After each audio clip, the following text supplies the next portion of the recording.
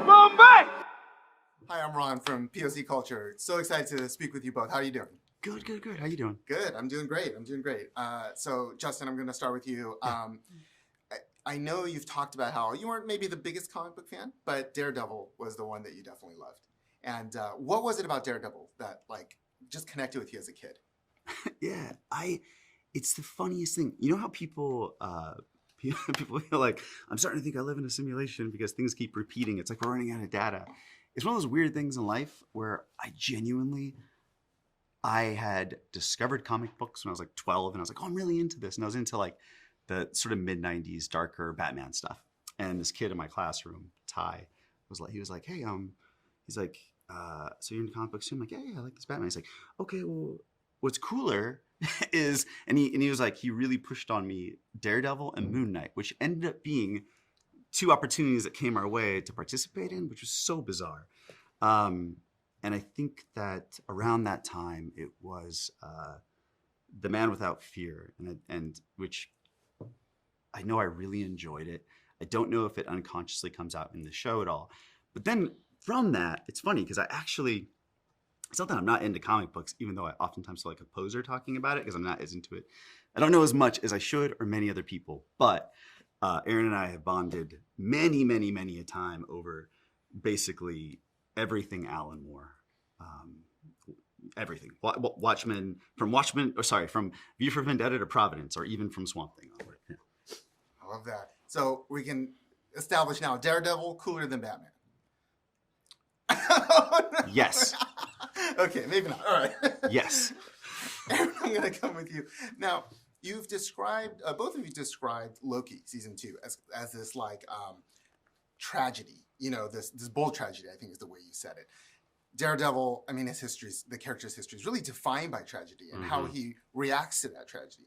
Could you talk a little bit about that backstory and how you approached that tragic storytelling with Daredevil? Yeah, Daredevil is,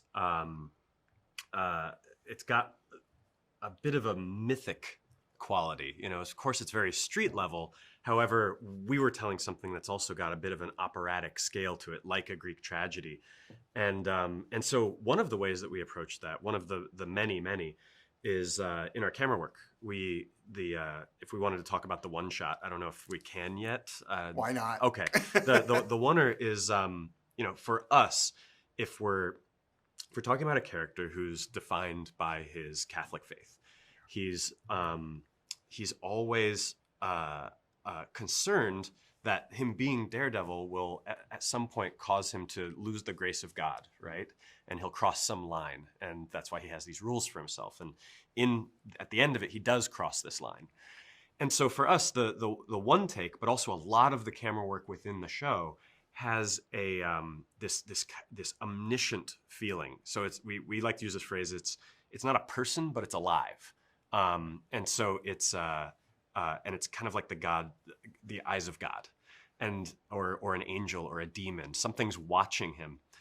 And in the oneer, we use the phrase, it's on the train tracks of fate, and that's why it kind of keeps a little bit of a distance. It moves at its own pace, just very slowly and obsessively backwards or forwards, doesn't turn or look up or down or move with the action. And that's because this omniscient force already knows what's going to happen. It knows the choice that's going to be made. It knows the death that's going to happen. And so all of that for us was creating this of course, just a mood of dread and doom, but backing up this whole idea of who Matt Murdock is, because this whole journey for the rest of the season is going to be him grappling with whether or not he's worthy of being, a good person. I love that. I think the journey is so compelling. Love the first 2 episodes we've seen. I can't wait to see how it plays out. Thanks to you both for your time. Thank you, man. Thank you. Appreciate it.